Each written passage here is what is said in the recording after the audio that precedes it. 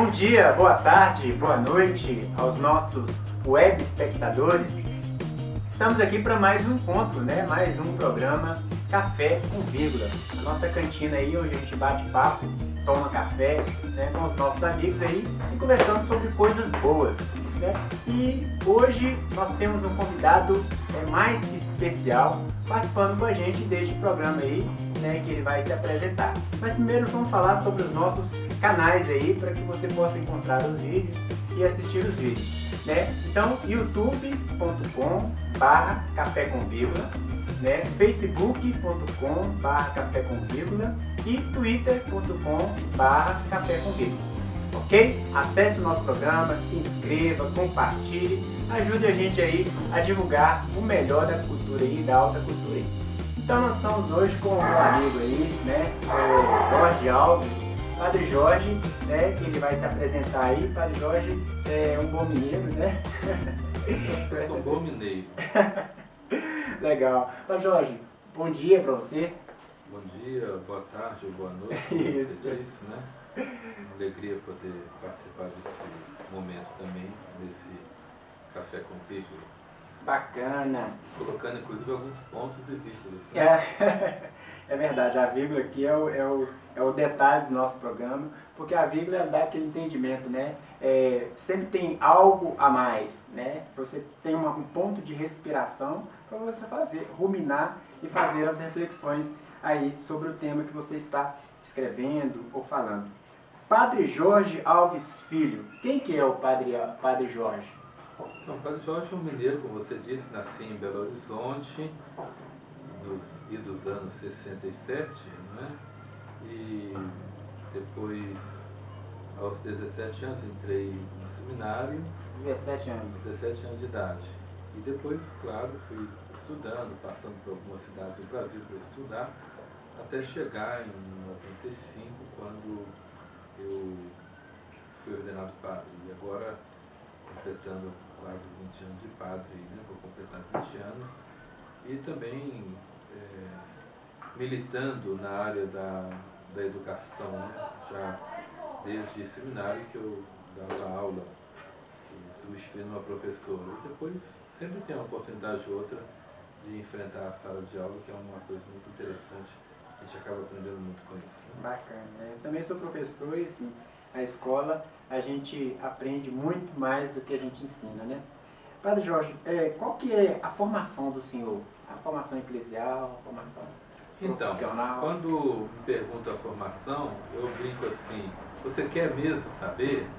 Porque, claro, fiz os iniciais, na escola fundamental, médio, depois, como seminarista, filosofia e teologia. Mas, naquele tempo, nós fazíamos a filosofia em instituto, então nós não tínhamos reconhecimento do governo na época, Instituto São Tomás? Não, eu estudei em Curitiba, minha filosofia. Curitiba. Então, eu estudei no Instituto Vicentino. E depois também um pouco em Belo Horizonte, no Instituto Vicentino. E também a teologia toda em Belo Horizonte. Mas aí eu trabalhei um pouco na Diocese de Uberlândia, e por isso eu fui estudar um pouco a questão da pedagogia e acabei recebendo o título de pedagogia como formação.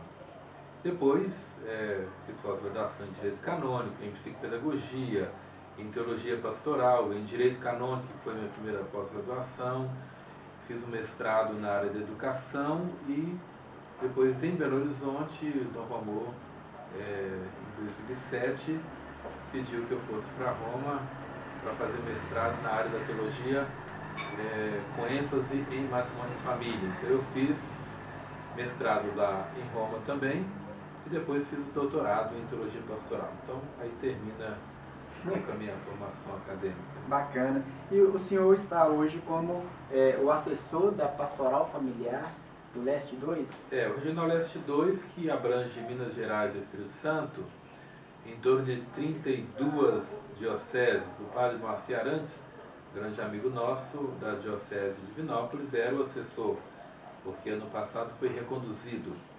Mas, como na Assembleia da CNBB se escolhe novos bispos, presidentes das comissões e também assessores, o padre Moacir foi escolhido para ir para Brasília, né? Assumir o cargo então de assessor nacional. E eu já, como assessor da Arquidiocese de Belo Horizonte, sempre presente nos encontros, então fui convidado para assessorar o Regional Leste 2, que estamos começando aí, e é tanto trabalho que a gente tem, né? Juntamente com a questão da paróquia, então comecei esse trabalho, estamos assessorando o Regional Leste 2. Bacana! Então nós vamos dar mais trabalho para o padre, não é isso, Diego? Vamos dar mais trabalho para o padre. Padre, até o motivo do senhor estar na nossa cidade também é para dar uma palestra, né? O senhor teve uma intervenção hoje na Câmara dos Vereadores, falando sobre um tema polêmico, um tema que está em discussão hoje, né? E que é a ideologia de gênero. Então, conta pra gente, padre, o que é a ideologia de gênero? Por que se discute tanto essa questão hoje? Então, eu diria que a ideologia de gênero, ela hoje está na crista da onda, mas ela já esteve presente nas discussões, né, das comissões, da ONU inclusive, né, e ela é uma ideologia que não começa agora, ela vem ali mais ou menos no final dos anos 60, anos 70, quando as chamadas feministas de gênero, algumas mulheres não gostam muito deste nome, né? Uhum. Mas as feministas de gênero, elas um pouco ali influenciadas pela a ideia de Simone de Beauvoir também, né, filósofa francesa, elas começaram a pensar na igualdade entre homem e mulher, né?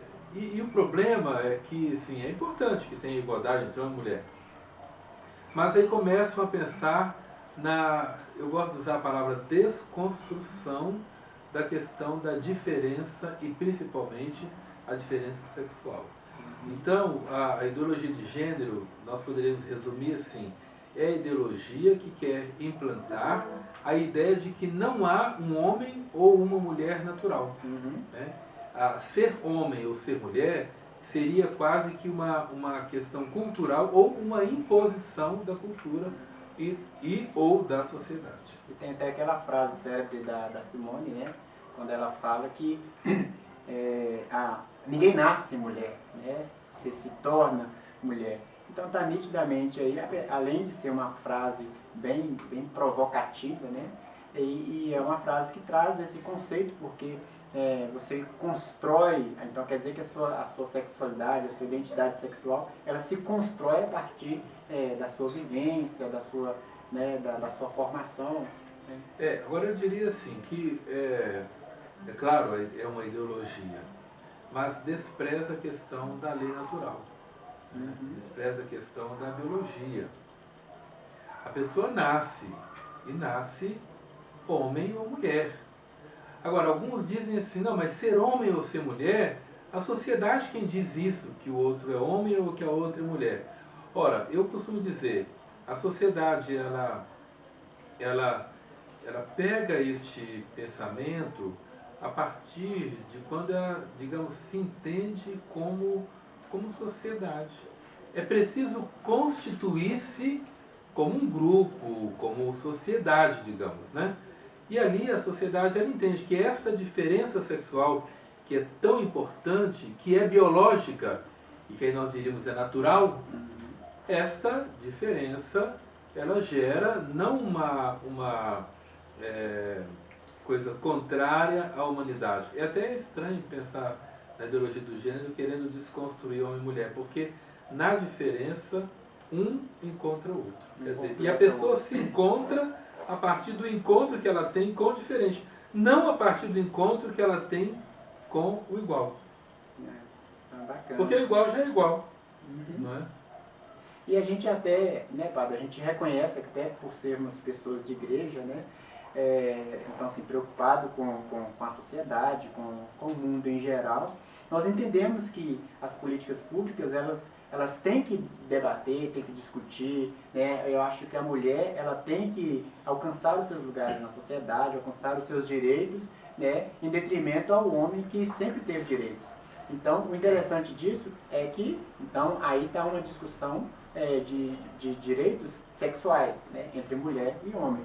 Mas parece que o gênero ele dá vazão para outros tipos de... Né? Porque na verdade, quando as defensoras e hoje os defensores do gênero pensam a questão da ideologia do gênero, pensam a questão de não obedecer aquilo que é a lei natural de um homem e de uma mulher. Então seria, digamos, a possibilidade de um terceiro sexo, que é justamente o neutro.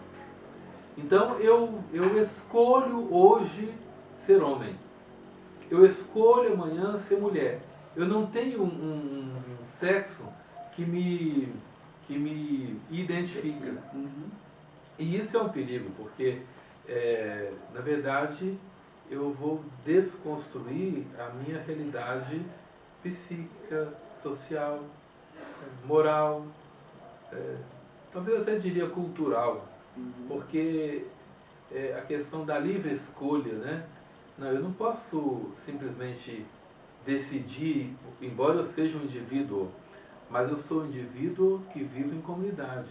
E a minha comunidade, a minha sociedade, tem uma forma de entender a humanidade e de viver a humanidade, porque não é uma imposição da sociedade, mas a sociedade ela se constitui a partir dessas pessoas, desses membros, que são homem e mulher.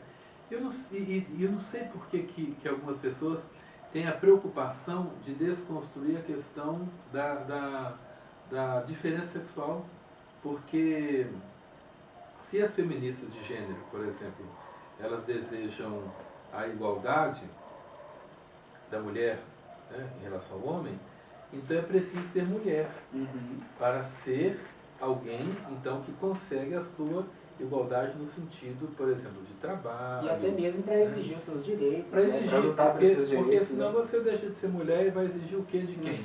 Se você é neutro. O neutro, entre aspas, não tem direito, porque é neutro. Né? É neutro, então é o quê? Aliás, Sartre, até que Simone de Beauvoir era a companheira de Sartre, né? Ele fala muito essa questão da essência, da existência.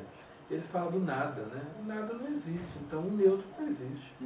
Estranho, né? Verdade. Eu gosto sempre de pensar num posicionamento do Papa Bento XVI, né, em uma das suas audiências, onde ele falou declaradamente sobre a ideologia de gênero, né? Ele falava que essa dualidade entre os dois sexos, né? E é até bom falar que nós estamos falando de Papa Bento XVI como um dos maiores filósofos do mundo. Não estamos falando dele como um papa, senão vai ser um discurso religioso, né? Joseph Ratzinger, né? Ele dizendo que a dualidade entre homem e mulher é essencial para a manutenção da vida, né? Então, padre, nesse contexto, o que o senhor acha, e se o senhor acha, que a ideologia de gênero pode ser um desafio para a família, pode ser algo que venha prejudicar a família? Então, primeiro, você colocava a ideia de Ratzinger, primeiro essa questão. Deus poderia criar o homem e a mulher como ele quisesse, mas ele quis, entre aspas, depender de um homem e de uma mulher. É uma questão biológica, né? Eu poderia desconsiderar, se eu não quero ser religioso, eu poderia desconsiderar a questão religiosa da criação, mas eu não posso desconsiderar a questão biológica na criação. Então aí, a diferença sexual, a atração que há entre um homem e uma mulher, gera vida. Gera vida. Não é só a questão do amor ou do afeto. É como você disse, é a questão da vida. E a vida se gera a partir do encontro do diferente. Muito bacana. E, padre, qual que é a relação, se é que existe alguma relação dos conceitos marxistas? Porque a gente percebe que nesses debates, eu tenho acompanhado muitos debates tanto na Câmara quanto em outros ambientes, por exemplo, ambiente virtual. E a gente percebe que parece que se incita um conflito de classes, né? O homossexual de um lado gritando, exigindo seus direitos, a mulher de um lado gritando, exigindo seus direitos, que quer igualdade com o homem, né? E a religião também defendendo a família. Só acho que tem a ver com os conceitos de Karl Marx aí? Então, eu diria até que não só Marx, né, que fala da luta de classes, mas tem a ver com vários conceitos de filósofos aí que tocam muito na questão da vida social, né? E Marx, claro, um grande expoente da questão da luta de classes, ele vai dizer que o oprimido só terá direitos quando ele conseguir criar uma revolução e se sobrepor ao opressor. E vai se tornar o quê?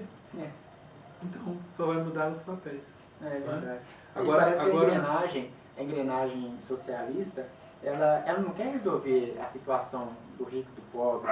Ela quer que sempre exista o rico e o pobre para que exista sempre os conflitos de classes. Há pouco tempo, não sei se é essa semana ou na última, falava-se da figura de Cazuza, né, que faleceu há anos atrás.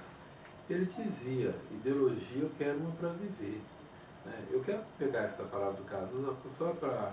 que também tinha umas músicas bem filosóficas, né? Boas, né? Para dizer o seguinte, é preciso que haja em cada tempo uma ideologia.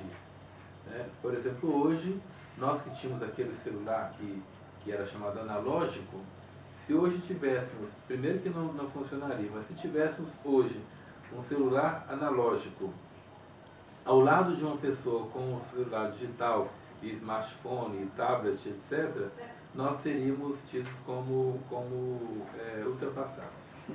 Quer dizer, sempre, e ali se falava antes, e o mais interessante é que no passado se falava do neoliberalismo, ninguém entendia, nós não nos damos conta de estudarmos o neoliberalismo.